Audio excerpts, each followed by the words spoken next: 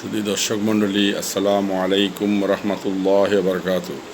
আশা করি মহান আল্লাহর কৃপায় এবং দয়া আপনারা ভালো আছেন। করোনা ভাইরাসে আপনারা সবাই ভালো থাকুন, সুস্থ থাকুন, এই কামনা করে শুরু করছি এই হজের পর্ব শেষ পর্যায়ে। আজ আমরা আলোচনা করব কিছু ইম্পর্টেন্ট কিছু হাদিস আলোচনা করব। আমার সাথে থাকুন। তো আমার কোরআন এবং হাদিসের আলো এই ভিডিওটা যদি আপনাদের ভালো লাগে, এটাকে কমেন্ট করুন, শেয়ার করুন এবং সাবস্ক্রাইব করুন। তো আসুন শুরু করা যাক। বিসমিল্লাহির রহমানির রহিম। বৃষ্টির মধ্যে বাইতুল্লাহ তাওয়াফ করা বৃষ্টির মধ্যে বাইতুল্লাহ তাওয়াফ করা, এটা হাদিস নম্বর হইল ইবনে মাজার 3118 নম্বর হাদিস।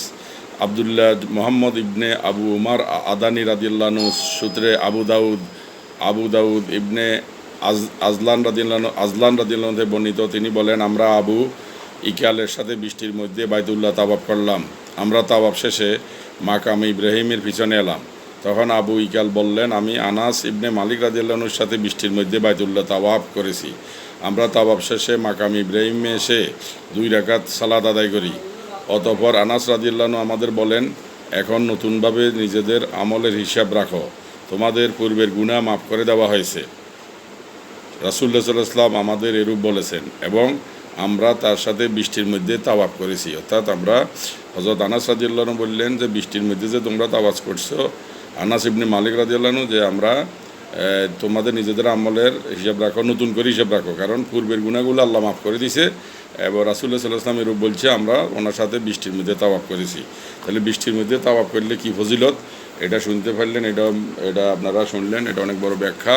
আর এগুলো আরবিতে লেখা আছে সবগুলা ভিডিও। এই হাদিস আমি আরবিতে আর আরবি পড়ি, যদি বাংলা পড়ি তাহলে অনেক সময় লাগবে, এটা সম্ভব না ইয়ার মধ্যে, ইউটিউবের মধ্যে। তো এই জন্য শুধু বাংলা বলতেছি, আরবির মধ্যে। তো এই শুধু এবারে শুনুন, মক্কার পবিত্র কাবাঘরের ফজিলত, মানে মক্কা শরীফের ফজিলত কি। এটা বুখারী শরীফের আসছে 1487 নম্বর হাদিস। আবদুল্লাহ ইবনে মোহাম্মদ রাদিয়াল্লাহু জাবির ইবনে আবদুল্লাহ রাদিয়াল্লাহু থেকে বর্ণিত। তিনি বলেন, কাবাঘর পুনর্নির্মাণের সময় নবী করিম সাল্লাল্লাহু আলাইহি ওয়াসাল্লাম ও হযরত আব্বাস রাদিয়াল্লাহু পাথর বহন করছিলেন।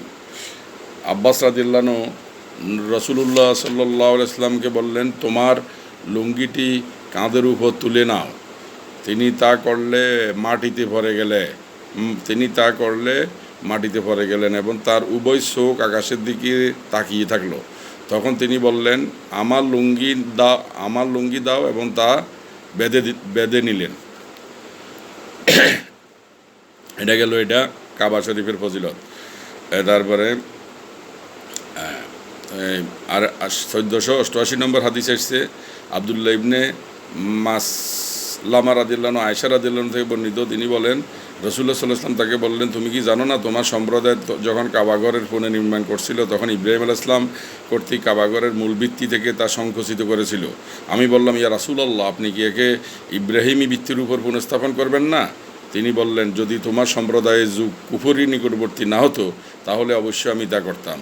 আবদুল্লাহ ইবনে ওমর রাদিয়াল্লাহু আনহু বলেন, যদি আয়েশা রাদিয়াল্লাহু আনহু নিশ্চিত রূপে তার রাসূলুল্লাহ সাল্লাল্লাহু আলাইহি ওয়াসাল্লাম থেকে শুনে থাকেন, তাহলে আমার মনে হয় বাইতুল্লাহর হাতিমের দিক থেকে সম্পূর্ণ ইব্রাহিমী ভিত্তির উপর নির্মিত না হওয়ায় কারণে রাসূলুল্লাহ সাল্লাল্লাহু আলাইহি ওয়াসাল্লাম তাওয়াফের সময় হাতিম সংলগ্ন 2টি কোণ স্পর্শ করতেন না। হাতিমের 2টা কোণই স্পর্শ করতেন না। এটা 1488 নম্বর হাদিস, বুখারী শরীফে আসছে। অর্থাৎ এটা এখন এটা করছে এই দরজা। তারপরে মক্কা শরীফের এই সম্পর্কে, ফজিলত সম্পর্কে 1492 নম্বর হাদিসে আসছে মক্কা শরীফের ফজিলত কি। এই যে আলী ইবনে আবদুল্লাহ রাদিয়াল্লাহু আনহু ইবনে আব্বাস রাদিয়াল্লাহু আনহু থেকে বর্ণিত। তিনি বলেন, মক্কা বিজয়ের দিন রাসূলুল্লাহ সাল্লাল্লাহু আলাইহি ওয়াসাল্লাম বললেন, এই মক্কা শহরকে আল্লাহ সম্মানিত করেছেন। এর একটি কাঁটাও কর্তন করা যাবে না, এর একটা গাছও কর্তন করা যাবে না, গাছের পাতাও কাটা যাবে না। এতে বিচরণকারী কোনো শিকারকে তাড়া করা যাবে না। এখানে মুয়ারিফ ব্যতীত পরে থাকা কোনো বস্তু কেউ তুলে নিবে না।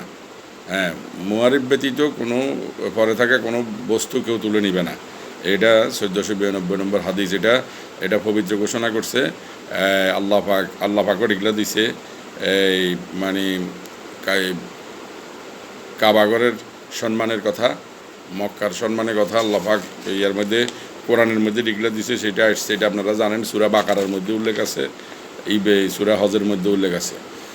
তো সুতরাং এই সূরা বাকারার 125 থেকে 128 নম্বর আয়াতের মধ্যে আল্লাহ পাক এটা উল্লেখ করছে, এটা আপনারা জানেন যে মক্কা ও তার ঘরবাড়ি ফজিলত মহান আল্লাহর বাণী। সেই সময়কে স্মরণ করে যখন কাবাগরকে মানব জাতির যে মিলন কেন্দ্র বা নিরাবস্থাস্থল করেছিলাম এবং বলেছিলাম তোমরা ইব্রাহিমের দ্বারাবস্থানকে সালাতের স্থানরূপে গ্রহণ করো এবং ইব্রাহিম ও ইসমাইলকে তাওয়াফকারী ইতেকাফকারী রুকু সাজদাকারীদের জন্য আমার ঘরকে পবিত্র রাখতে নির্দেশ দিয়ে আদেশ করেছিলাম। স্মরণ করুন যখন ইব্রাহিম বলেছিলেন, হে আমার প্রতিপালক, একে নিরাপদ শহর করুন আর এর অধিবাসীদের মধ্যে যারা আল্লাহ পরকালে বিশ্বাসী তাদেরকে ফলমূল হতে জীবিকা প্রদান করুন।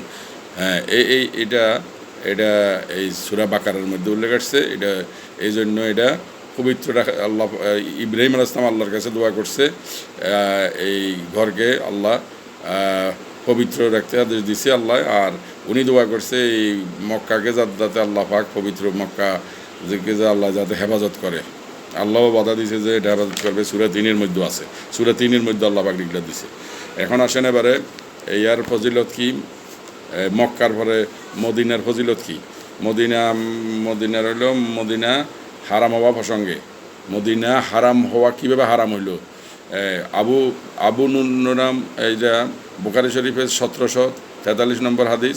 মদিনার ফজিলত কি, আবু নুমান রাদিয়াল্লাহু আনাস ইবনে মালিক রাদিয়াল্লাহু তাকে বর্ণিত, তিনি যে নবী করিম সাল্লাল্লাহু আলাইহি ওয়াসাল্লাম বলেছেন মদিনা এখান থেকে ওখান পর্যন্ত হারাম রূপে গণ্য, সুতরাং তার গাছ কাটা যাবে না এবং কোরআন সুন্নাহর খেলাফ কোনো কাজ মদিনায় করা যাবে না।